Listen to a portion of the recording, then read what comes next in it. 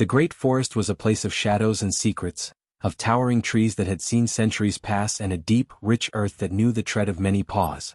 It was a world divided, not by fences or walls but by scent and spirit. Each pack held its own territory, its own rules, its own heart. The air itself felt different when you crossed from one domain to another, growing colder or warmer depending on the welcome that awaited. On this particular evening, as the sun began to bleed orange and purple across the sky, a solitary figure moved with painful slowness at the edge of the Night Fong Pack's land. Her name was Selene. Just a day before she had been Selene of the Mistwood Pack. But the Mistwood was gone. A terrible, swift battle with a rival pack had shattered them. She remembered the noise, the snarls, the sharp tang of fear and blood in the air. She remembered running, her heart hammering against her ribs like a trapped bird, not knowing if anyone else had escaped.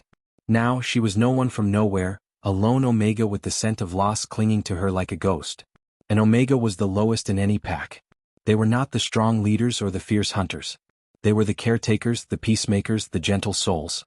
And a lone Omega was the most vulnerable creature in the entire forest. Her wolf, a small and sleek creature with fur the color of moonlight, was curled up tight inside her, shivering with a fear so deep it felt like ice in her veins. She had been given a directive, a final order from what was left of her scattered people. She was to present herself to the Alpha of the Night Fong, the most powerful pack in the region. She was to throw herself on his mercy and hope he wouldn't see her as a threat or worse, as a nuisance to be driven away or eliminated. Every step was a fight against her own instinct to turn and flee back into the wild unknown. The scent of the Night Fong Pack was everywhere, a potent mix of pine, musk, and raw power that made the back of her neck prickle. It was the smell of a well-ordered, strong family, a family she did not belong to. As she neared the heart of their territory, she could see the outlines of their homes built amongst the trees, could hear the distant sounds of life, voices, laughter, the clatter of pots and pans. It was a world going on as normal, a world that had no place for her. Finally she reached a large clearing. In the center stood a great, ancient oak tree, its branches spread wide like protective arms. And there, standing with his back to her, looking out over his domain, was a man. Even from behind, she could feel the authority radiating from him. He was tall and broad-shouldered, his dark hair cut short. He turned slowly and Selene felt her breath catch in her throat. These were the eyes of an alpha. They were a sharp, piercing gold, the color of the sun through amber, and they held an intensity that felt like a physical weight. This was Rafe, leader of the Night Fong. Her knees felt weak. She wanted to look down, to bare her throat in the ultimate sign of submission, to show him she was no threat. But something held her gaze. As his eyes met hers, a jolt, strange and entirely new, shot through her entire body. It wasn't pain and it wasn't fear. It was a sudden, shocking warmth that started in her chest and spread outwards, melting a tiny bit of the ice that had encased her heart. It felt like coming home to a fireplace after being lost in a snowstorm. It was a pull, a deep, magnetic tug towards this powerful, frightening stranger. Rafe's own expression shifted. The stern, watchful look of a leader faltered for just a second. His eyes widened almost imperceptibly. He took a half-step forward, his head tilting as if he were hearing a faint, beautiful song only he could detect. The constant, low hum of his wolf, always present in his mind, suddenly fell silent, replaced by a single, clear, resonant note. It was a feeling he had heard described by his elders but had never dared hope to feel for himself. The mate bond.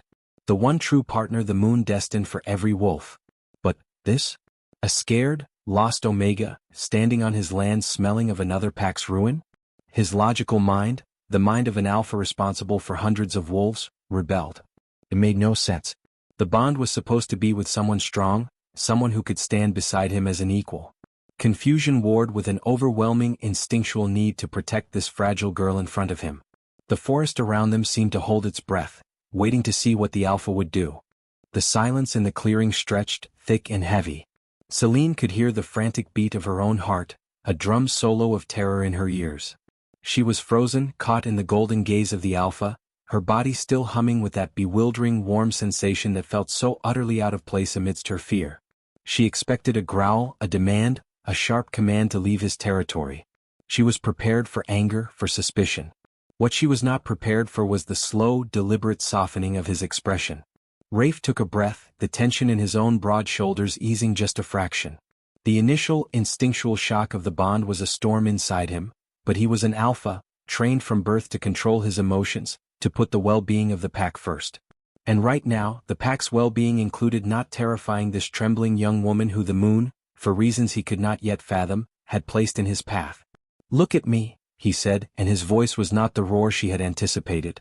It was deep, yes, a rumble that vibrated in the air between them, but it was controlled, almost gentle. It was the voice of a leader, not a tyrant. Selene forced her eyes to stay on his, her own wide with a mixture of awe and dread. "What is your name?" he asked. "Selene," she whispered, the word barely audible. "Of the Way of the Mist Wood." She added the name of her fallen pack out of habit, a final, fading link to the life she had lost. Rafe's eyes held a flicker of something, recognition, perhaps pity. He had heard of the Mistwood's fate. It had been a swift and brutal conflict. "The Mistwood is gone, Selene," he said, his tone matter-of-fact but not unkind. "That part of your life is over. But you are here now, on Nightfang land. And you are under my protection." The words were so simple, yet their meaning was so vast that Selene felt dizzy. Under his protection. It was a shield, a promise. It meant she would not be chased off. It meant she would not have to face the wilderness alone. It meant, for tonight at least, she was safe. He did not approach her, understanding that any sudden movement would send her bolting like a startled deer. Instead, he turned slightly and let out a short, sharp whistle. A moment later, a woman with kind eyes and streaks of gray in her hair emerged from one of the nearby lodges. She looked at Selene with curiosity but no hostility. "Anya," Rafe said, his gaze still fixed on Selene. "This is Selene. She will be our guest.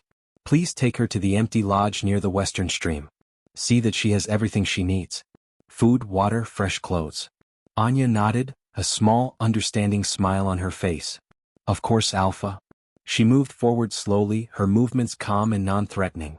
"Come with me, dear," she said to Selene. "Let's get you settled." Selene looked from Anya's friendly face back to Rafe. He gave a single, slow nod, a silent confirmation that this was okay, that she could go, that she could trust this woman. It was that small gesture, that tiny shred of kindness offered without any demand for repayment, that finally broke through the wall of her shock. A single hot tear escaped and traced a clean path through the dirt on her cheek. She quickly wiped it away, embarrassed, and then with a trembling breath she took a step towards Anya, and then another, leaving the Alpha standing alone under the ancient oak. The walk to the lodge was a blur. Selene was aware of other pack members stopping their activities to watch her pass. She felt their eyes on her, heard the low murmurs. She caught snippets of words, Mistwood, Omega, the Alpha himself. But no one approached her. No one threatened her. The Alpha's command, his simple declaration that she was under his protection, was like an invisible barrier around her. The lodge by the stream was small and simple, built of smooth, dark wood. Inside it was clean and held the faint, pleasant smell of dried herbs and pine. A soft bed with warm furs was in one corner, a small table and a single chair in another. A fireplace stood cold and ready. It was more than she had dared hope for. "Rest," Anya said, placing a bundle of clothes and a tray of food, bread, cheese, and a piece of roasted meat, on the table. "No one will bother you here. This stream is a quiet place. You are safe." With another reassuring smile, Anya left, closing the door gently behind her. Alone, Selene stood in the center of the room for a long time, simply breathing. The silence was different here. It wasn't the fearful silence of the hunted, it was the peaceful silence of a sanctuary. She walked to the bed and tentatively sat on its edge, her fingers tracing the softness of the furs. She hadn't slept in a real bed for days. She looked at the food, her stomach growling, and she realized she couldn't remember the last time she had eaten a proper meal. As she ate, the simple wholesome food tasting like a feast, her mind kept returning to Rafe, to his eyes, to that incredible warm feeling that had flooded her when their gazes met. She knew what it was, of course. Every young wolf grew up on stories of the mate bond. She had just never believed it would happen to her, an Omega. And certainly not with an Alpha. It felt like a mistake, a cosmic error. Alphas were supposed to bond with other strong Alphas or at least with fierce Betas, creating powerful alliances and strengthening the pack. Bonding with an Omega, a nobody from a defeated pack, served no purpose. It weakened his position. He must be feeling the same confusion, the same reluctance. His kindness, she reasoned, was probably just his sense of duty, his Alpha's instinct to protect anyone weak within his borders.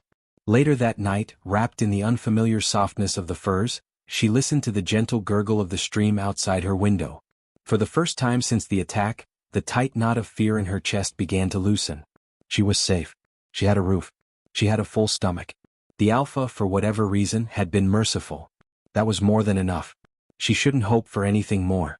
She shouldn't think about that strange, warm pull she felt towards him. It was a fantasy, a dream that could only lead to heartbreak. She was an Omega, and she would find her place here as an Omega, tending to others, staying out of the way, and being grateful for the safety she had been granted.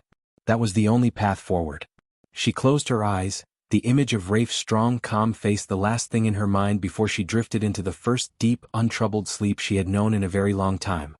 The rhythm of life in the Night Fong pack was a steady, powerful drumbeat, and Selene, for the first few days, felt like a faint, off-key note trying to find its place in the music. She kept to the small lodge by the stream, venturing out only when necessary. The Alpha's protection was a powerful shield, but it did not erase the curious and sometimes wary glances from the other wolves. She was an outsider, a reminder of a rival pack's failure, and an Omega of no particular standing. She busied herself with small, solitary tasks, gathering fallen branches for kindling or picking wild berries from the bushes at the edge of the clearing, always careful to stay within the boundaries of what she perceived as her permitted space. Her peace was a fragile thing, and it was shattered one afternoon by the sound of urgent shouts and a commotion near the center of the village. A young hunter, a beta named Corin, had been brought back from a patrol. A foolish, reckless encounter with a territorial boar had left his leg torn open from knee to ankle, a deep, ugly gash that bled profusely onto the packed earth. The pack's head healer, a stern old man named Lysander, was away gathering rare mosses in the high mountains. Panic began to ripple through the small crowd that had gathered. Selene watched from the doorway of her lodge, her heart clenching at the sight of the young man's pale, pained face. She saw the well-meaning but clumsy attempts to stem the bleeding with simple cloths. Without a second thought, the part of her that had always been a caretaker, the core of her Omega nature, took over. She hurried back into her lodge and emerged with a small, carefully wrapped pouch she had managed to save during her flight from the Mistwood. It contained her most precious possessions: dried herbs, a small cake of pressed yarrow, a roll of clean linen bandages. Pushing her way gently through the onlookers, she knelt beside the injured Corin. The other pack members stared at her, some with suspicion, but she ignored them. Her focus was absolute. "I can help," she said, her voice quiet but firm. She looked up at the man's worried mate. "I need hot water, clean cloths, and honey. Now please." There was a moment of hesitation, but the urgency in her eyes brooked no argument. As the supplies were fetched, Selene worked with a quiet, efficient grace that belied her nervous nature. She cleaned the wound meticulously with the hot water, her hands surprisingly steady. She crushed the yarrow into a paste, mixed it with a little honey for its healing properties, and packed the wound gently before wrapping the leg tightly and expertly with the linen strips. She spoke soft, reassuring words to Corin the entire time, her calmness seeping into him, easing his ragged breathing. It was at that moment that Rafe arrived, drawn by the commotion. He stood at the edge of the crowd, his arms crossed, his golden eyes taking in the scene. He watched Selene not as the scared girl from the clearing, but as a focused, capable young woman. He saw the respect in the eyes of the pack members now watching her, the way Corin's mate looked at her with tearful gratitude. He saw the skillful, gentle hands that worked to mend one of his own. A strange, warm feeling of pride bloomed in his chest, mingling with the constant, low hum of the bond that had been present since he first saw her. That evening, as the sun dipped below the trees and the fireflies began to blink in the twilight, Rafe found himself walking toward the western stream. He saw Selene sitting on a large, flat stone, her knees drawn up to her chest, simply watching the water flow past. She looked up as he approached, a flicker of her old nervousness returning, but it was softer now, tempered by the shared experience of the afternoon. "He will keep his leg because of you," Rafe said, his voice a low rumble in the quiet evening. He came to stand a respectful distance away, leaning against the trunk of a willow tree. "Lysander will be pleased with your work when he returns." That was bravely done. Selene looked down, a faint blush coloring her cheeks. "It was nothing. It's just what I know how to do." "It is not nothing," he stated simply. "Strength isn't only about fighting. It's about mending. A pack cannot survive without both." He paused, looking out over the darkening water. "It is a lonely thing being Alpha. Everyone looks to you for answers, for strength. They see the leader. They rarely see the man." The confession was quiet, offered not as a complaint, but as a simple truth. Selene listened, her heart aching for him. She had only ever seen the weight of her own problems. She had never considered the immense weight he must carry every single day. "I think I understand," she whispered. "A little." They stood in a comfortable silence for a while, the sounds of the night creatures rising around them. The air between them felt different, charged not with fear or uncertainty, but with a tentative, growing connection. As Rafe pushed himself away from the tree to leave, he moved to walk past her. His hand, large and calloused from years of training and leading, accidentally brushed against her arm. The contact was brief, a mere whisper of skin against skin, but it was like a spark landing on dry tinder. A jolt of pure, warm electricity shot through both of them, so potent and surprising that Selene gasped softly and Rafe froze mid-step. It was the bond, no longer a quiet hum but a vibrant, singing wire pulled taut between them. It was a feeling of rightness, of completion so powerful it was almost dizzying. Rafe turned his head to look at her, his golden eyes glowing faintly in the dim light. The intensity in them was no longer intimidating. It was captivating. "You are far braver than you know, Selene," he said, his voice deeper, huskier than before. Then he continued on his way, disappearing into the shadows of the trees, leaving Selene alone on the riverbank. She brought her fingers to the spot on her arm where his hand had touched. The skin still tingled and the warm electric feeling had settled deep in her chest, spreading through her whole body like sunlight. She stared into the darkness where he had vanished, her earlier resolution to stay out of his way crumbling into dust. It wasn't just gratitude she felt anymore. It was something much, much more dangerous. It was the beginning of hope. The air in the Night Fang territory began to crackle with a new kind of energy, the kind that always preceded the run of the full moon. It was not just a monthly event, it was a celebration, a reaffirmation of the pack's bond, a night where the human and wolf spirits within each member sang in harmony under the lunar light. The entire clearing was transformed. Great fires were built in stone pits, their flames leaping high and casting dancing shadows on the trees. The scent of roasting meat and spiced wine filled the air, and the sound of laughter and lively music from drums and flutes replaced the usual quiet forest sounds. For Selene, who had only known the small, subdued gatherings of the Mistwood, it was a spectacle of overwhelming vitality. She had spent the day helping Anya and the other Omegas prepare vast platters of food, her hands busy but her mind elsewhere. She had chosen a simple, soft dress of deep blue, one that Anya had insisted she take from the communal stores. As night fell and the celebration swelled around her, she found a quiet spot at the edge of the firelight, content to watch.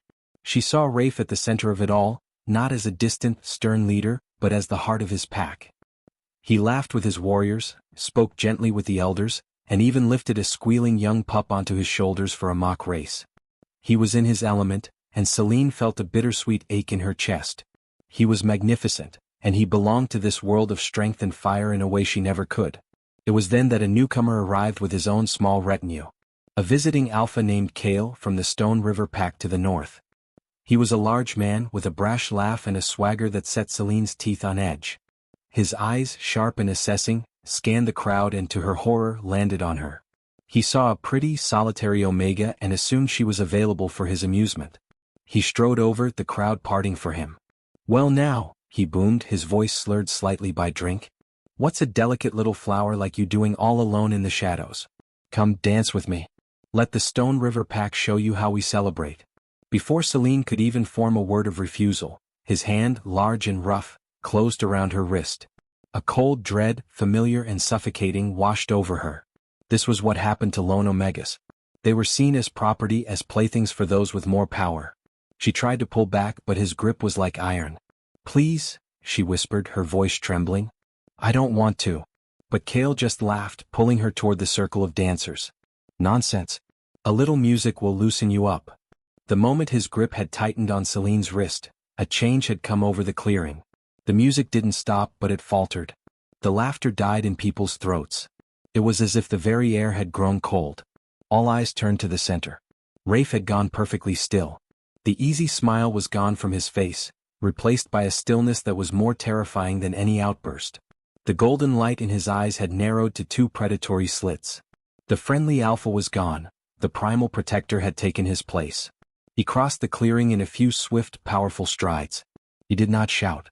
He did not need to. His presence alone was a force that demanded attention. He came to a halt directly before Kale, his body a solid wall of tension. "Release her," Rafe said. The words were not loud, but they were layered with a low, guttural growl that vibrated through the ground. It was the voice of his wolf, a sound of pure, undiluted authority. Kale, startled and offended, puffed out his chest. "Rafe? I was just." "I said," Rafe interrupted, his voice dropping to a deadly whisper, "release her." His gaze dropped to Kale's hand on Selene's wrist, and the promise of violence in that look was so clear that Kale's fingers sprang open as if burned. Rafe's attention then shifted to Selene. The ferocity in his eyes melted away, replaced by a fierce, burning protectiveness. He gently took the wrist Kale had held, his thumb stroking over the red marks left by the other alpha's grip. Then he looked back at Kale, and his voice rang out clear and strong for the entire pack to hear. "This is Selene. She is under my protection. She is mine." The declaration hung in the air, absolute and final. Kale, realizing the grave social error he had just committed, mumbled an apology and retreated quickly into the crowd, his own pack members following with embarrassed haste. The music started up again, tentatively at first, then with renewed vigor, but the atmosphere had shifted. Everyone had witnessed it. The alpha had not just protected a guest, he had staked a claim. Later, when the moon was high and the celebration began to wind down, Rafe found Selene standing alone near her lodge, her body still trembling from the adrenaline and the shock of his public declaration. The world had narrowed to just the two of them, the sounds of the party a distant murmur. The pull between them was a physical force now, a taut string that had been plucked and was still vibrating. All the whispered conversations, the shared glances, the accidental touch by the stream, it had all been leading to this moment. Rafe reached for her, his hands coming up to cradle her face, his touch impossibly gentle. He leaned in and his lips met hers. It was not a gentle first kiss. It was a claiming, a confirmation of everything he had declared. It was fire and need and a lifetime of loneliness poured into a single, searing connection. Selene melted into it, her hands coming up to clutch at his shoulders, her fear and hesitation incinerated in the heat of it. When they finally broke apart, they were both breathless. He led her into the quiet darkness of her lodge, the door closing softly behind them, sealing them in their own private world. The only light came from the sliver of the full moon through the window, painting silver stripes across the floor. The air was thick with the scent of pine, night-blooming flowers and their own rising passion. As they stood together, the reality of the moment descended upon Selene. This was it. The moment of surrendering not just her body, but her heart, her soul, her very being to this man, to this bond. The vulnerability was terrifying. Her heart was a wild thing against her ribs, a frantic rhythm of fear and a desperate, aching want. "It hurts." "It's my first time tonight," the Virgin Omega moaned, the words a soft, shaky confession breathed against his skin, speaking not just of physical fear, but of the terrifying, beautiful pain of opening a heart that had been locked away for so long. Then, to show him, to promise him that her fear would not win, that she chose this, she chose him, she made a move of breathtaking bravery. Her hands, which had been clinging to him, slid down his sides. Her fingers found the thick, worn leather of his belt. With a resolve that steadied her trembling, she took the Alpha's belt. The gesture was ancient, symbolic. It was an Omega's answer to an Alpha's claim. It was her saying, "I give myself to you. I trust you." It was the final, silent seal on a promise made not just for tonight, but for all the nights to come. The world that greeted Selene the next morning was fundamentally, beautifully altered. The light through the window of the lodge seemed warmer, the song of the stream more musical. The very air she breathed felt charged with a new, vibrant energy. The bond with Rafe, now fully acknowledged and consummated, was no longer a quiet hum or a startling spark, but a constant, warm current flowing between them, a connection so deep and sure it felt as solid as the earth beneath her feet. She could feel his presence in the pack house even from a distance, a steady, comforting glow in the back of her mind.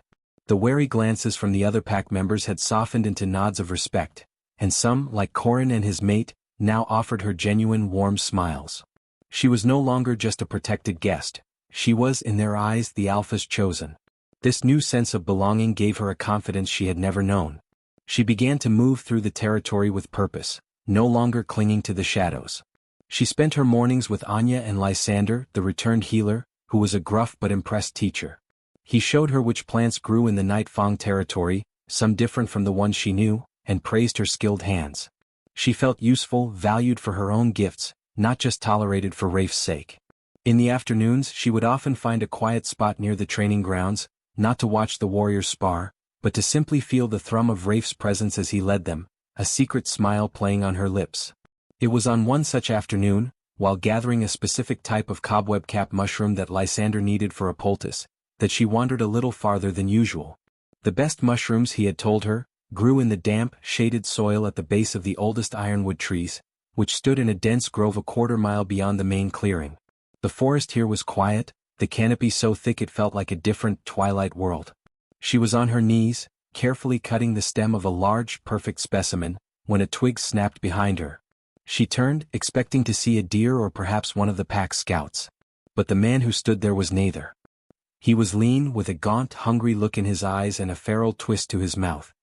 His clothes were ragged, and he carried the wild, unkempt scent of a rogue wolf, one without a pack, without laws, without loyalty. Her blood ran cold. It was Fenris.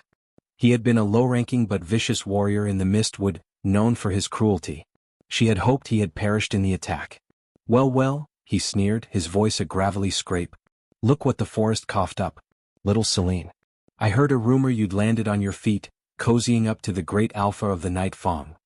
He took a step closer, his eyes glinting with malice. Did you think you could just forget where you came from? That you could leave the rest of us to rot? Selene scrambled to her feet, her heart hammering against her ribs, the basket of mushrooms forgotten on the ground. I didn't leave anyone, Fenris. The pack was destroyed. I was lucky to find shelter. Lucky? He spat, circling her slowly. You call this luck? Living in comfort while the rest of us who survived are hiding in caves, scavenging for scraps? The Night Fong is strong. They have food, supplies. Rafe is so proud. But even the strongest tree can be felled if you strike at its roots. He stopped his circling, his gaze locking onto her with terrifying intensity. And you, little Omega, you are his root now, aren't you? I saw the way he looked at you during that pathetic moon festival. Hurting you would hurt him. Breaking you would be like breaking his spirit. Pure, undiluted terror seized her. This wasn't a random encounter. He had been watching, waiting for an opportunity. He wasn't just here for her. He was here to strike at Rafe through her. She took a step back, but her back met the rough bark of an ironwood tree. There was nowhere to run. Stay away from me, Fenris, she said, trying to make her voice sound strong, but it came out as a desperate plea. He just laughed, a harsh, ugly sound, and lunged for her. But Selene was not the same girl who had first stumbled into Nightfang territory. The fear was there, cold and sharp, but beneath it was a new layer of strength, a fierce will to protect the life and the love she had just found. As his hands grabbed for her, she didn't just freeze. She fought. She twisted away, her nails raking across his arm. She kicked out, her foot connecting hard with his shin. She screamed, not just a scream of fear but a scream of pure, defiant rage. It was that scream, a sharp, psychic shard of terror and fury, that tore through the peaceful quiet of Rafe's mind. He was in the middle of reviewing patrol routes with his beta when it hit him, a searing pain in his soul. The mate bond, that warm, constant current, had suddenly turned into a blazing siren of distress. He didn't hear it with his ears, he felt it in his very bones. Selene was in danger. His head snapped up, his eyes flashing pure gold. He didn't speak. He didn't explain. In a single, fluid motion he shifted. His human form dissolved into a blur of motion and a crackle of energy, and where the man had stood, a massive midnight black wolf now stood, muscles coiled, lips pulled back in a silent, deadly snarl. He was a force of nature, a living shadow of vengeance. He exploded from the pack house, a black streak moving faster than any normal wolf, a predator answering the call of his heart. He found them in the ironwood grove. He saw Fenris, his filthy hands on Selene, trying to pin her against the tree. He saw Selene, her face pale but her eyes blazing, still fighting, still struggling. A roar erupted from Rafe's wolf throat, a sound so full of primal fury that it shook the leaves on the trees. Fenris froze, his head whipping around, his face a mask of shock and sudden gut-wrenching fear. He had not expected the alpha to come so fast. He had not understood the depth of the bond. Rafe did not hesitate. He launched himself at the rogue wolf. It was not a fight, it was an annihilation. Fenris was scrappy and mean, but he was no match for the full, righteous power of an alpha defending his mate.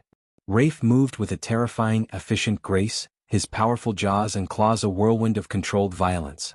Within moments, Fenris was subdued, pinned to the forest floor, a low whine of pain and defeat escaping his throat as Rafe's teeth hovered at his neck. But Rafe's attention was already elsewhere. As soon as the immediate threat was neutralized, he shifted back, his human form coalescing from the wolf's shadow. He didn't even look at the defeated rogue, leaving him for his beta who had arrived with other warriors. His entire focus was on Selene. He went to her, his own breath ragged. He didn't say a word. He simply gathered her into his arms, pulling her tight against his chest, his large hands cradling her head. She trembled violently, the adrenaline leaving her body in shaky waves, and she buried her face in his neck, her fingers clutching at his back. "I felt you," he murmured into her hair, his voice thick with emotion. "I felt your fear. I will always find you."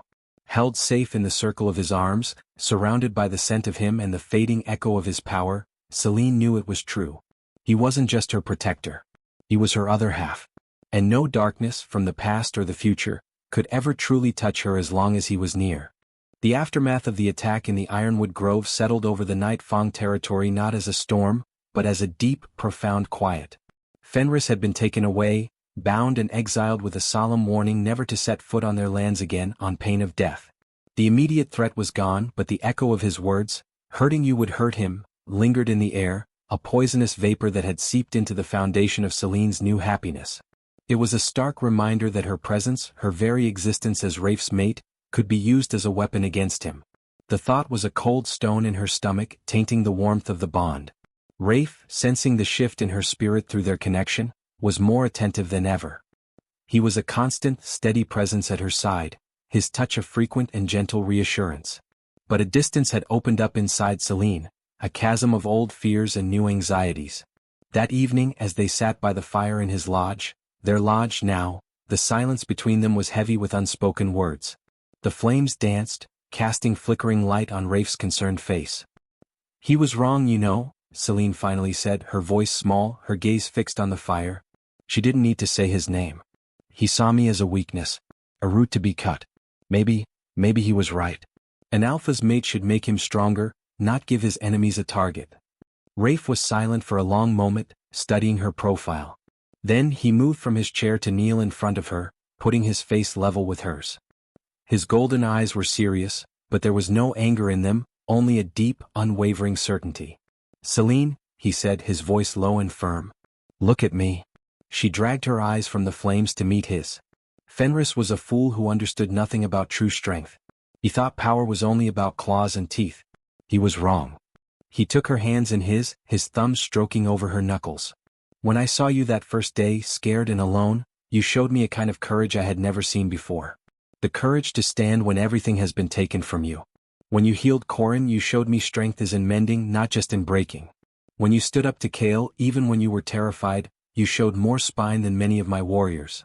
He paused, his gaze intensifying, pouring all his conviction into her.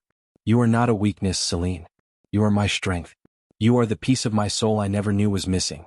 Before you, I was just a leader. I was strong for the pack. With you, I am strong for us. You make me a better alpha, a better man. You make me whole." The words were a key, turning in the lock of her fears. They didn't just dismiss her anxiety, they dismantled it piece by piece, replacing the cold stone in her stomach with a radiating warmth. The chasm inside her began to close, filled by the raw, honest truth in his eyes. He wasn't saying this to comfort her. He was saying it because it was the most fundamental truth he knew. Tears, hot and relieved, welled in her eyes and spilled over. They were not tears of sadness, but of a final, beautiful release. The last of her walls, the final shield around her heart, crumbled to dust. "He makes me feel strong and loved," she thought, the realization washing over her like a cleansing rain. She saw herself reflected in his eyes, not as a broken Omega, but as a brave, capable woman, his equal in every way that truly mattered. Leaning forward, she pressed her lips to his. It was a different kiss from the fiery, desperate one under the full moon. This one was slow, deep, and full of a profound, soul-deep surrender. It was a promise. It was an answer. That night, their coming together was not a claiming or a consummation of passion alone. It was a sacred joining. It was a silent conversation of hands and lips and whispered breaths, a reaffirmation of the bond that now shone, brilliant and unbreakable, between them. It was the gentle, thorough exploration of two souls who had finally, completely, come home to one another. There was no fear, no hesitation, only a perfect, peaceful certainty. They were two halves of a single circle, finally locked together, and in that union, they found a strength that was greater than the sum of its parts. When they finally fell asleep, wrapped so tightly in each other's arms that it was impossible to tell where one began and the other ended. The last fragment of Selene's past loneliness was erased, replaced by the absolute, unshakable knowledge that she was loved, she was safe, and she was forever his. The morning after the final shadows of doubt had been swept from their hearts, the territory of the Night Fang pack awoke to a subtle but undeniable shift in the very air it breathed. It was a feeling of rightness, of a long-awaited balance finally being achieved. The sun seemed to shine a little brighter, the birds sang a little sweeter, and the wind carried a new, hopeful scent. The source of this change was evident to everyone as Rafe and Selene emerged from their lodge, hand in hand. They did not walk as a leader and his follower, nor as a protector and the protected. They walked as one single unified force. The love that flowed between them was a visible thing, a quiet power that radiated outwards, touching everyone who saw them. Later that day, as the sun began its slow descent, painting the sky in hues of orange and violet, Rafe commanded the entire pack to gather at the base of the great ancient oak tree. It was the same spot where he and Selene had first laid eyes on each other, a place that had once been a stage for fear and uncertainty, now to be transformed into a place of celebration and destiny. The pack assembled, a sea of curious and expectant faces, warriors, elders, hunters, healers, and pups all mingled together, their murmurs creating a low, excited hum. They had all heard the stories, witnessed the changes, and felt the new energy that Selene had brought to their home. Rafe, standing tall and proud, led Selene to the front of the gathering. His grip on her hand was firm, a silent message of solidarity. When he spoke, his voice, usually a rumble of authority, was filled with a profound and unmistakable warmth. "Pack of the Night Fang," he began, his golden eyes scanning the crowd, meeting the gaze of every wolf present. "You have all seen the changes among us. You have welcomed a stranger, and in doing so, you have helped welcome the other half of my own soul." He turned to look at Selene, his expression so full of love and pride that it made her heart ache with joy. "This is Selene. She came to us with nothing but courage in her heart. She has proven her strength not on the battlefield, but in the quiet moments of healing. She has shown her bravery not by challenging others, but by facing her own fears. The moon, in its infinite wisdom, did not give me a mate to create a political alliance or to gain more power. It gave me my equal. It gave me my partner. And so, it is with the greatest joy of my life that I present her to you, not just as my mate, but as your Luna. She is the heart that will beat alongside mine to lead this pack into a new era." A ripple of approval moved through the crowd. There were no shouts of dissent, only nods of acceptance and soft smiles. They had seen her kindness with Corin, her courage in the face of Kale, and the steady, gentle strength she brought to their alpha. They saw how she completed him, softening his hard edges and giving his strength a new purpose. An alpha provided the backbone of the pack, but a Luna was its heart. And in Selene, they had found a heart that was brave, kind, and true. Then Rafe turned to her fully, his voice dropping to an intimate tone meant for her, but which carried in the silent clearing. "Selene, my Luna, will you howl with me? Will you howl with your pack?" Tears of pure, unblemished happiness filled Selene's eyes, but she did not let them fall. She stood straight, her shoulders back, and looked out at the faces of her new family. This was her home. These were her people. She was no longer Selene of the Lost Mistwood. She was Selene Luna of the mighty Night Fang. She was Rafe's true mate. She took a deep breath, filling her lungs with the air of her territory, and tilted her head back to the darkening sky where the first silver pinpricks of stars were beginning to appear. She let out a howl. It was not the cry of a victim or the whimper of an omega. It was a clear, strong, beautiful sound that rose into the twilight, a melody of love, of strength, and of a new beginning. It was the song of a heart that had been lost and was now found, a soul that had been broken and was now made whole. The moment her howl pierced the air, Rafe joined his voice with hers, his own deep, powerful howl weaving around hers, supporting it, strengthening it. It was a perfect harmony, the sound of two leaders, two mates, two halves of one spirit. And then, as if a dam had broken, the entire pack lifted their heads and added their voices to the chorus. Young pups, grizzled elders, fierce warriors, and gentle caregivers, all howled together, their voices uniting in a single, thunderous song that shook the leaves on the trees and echoed off the distant mountains. It was a symphony of belonging, a declaration to the forest and the moon above that the Night Fang pack was complete, its heart finally restored, its future brighter than ever before. As the last notes of the howl faded into the night, leaving a ringing silence in their wake, Rafe pulled Selene close, and under the watchful light of the moon, they knew that their story, the story of the Alpha and his Luna, was only just beginning. If you followed the journey of Rafe and Selene from a lonely, fearful meeting to this powerful, united howl under the moon, then you know the magic of a destined love. Their story is over for now, but there are countless other tales waiting to be told in the deep, dark woods. Stories of other packs, other challenges, and other romances that burn just as bright. To make sure you don't miss the next adventure, to journey alongside new alphas and lunas as they find their way to each other, be sure to subscribe. Your next favorite story is just a howl away.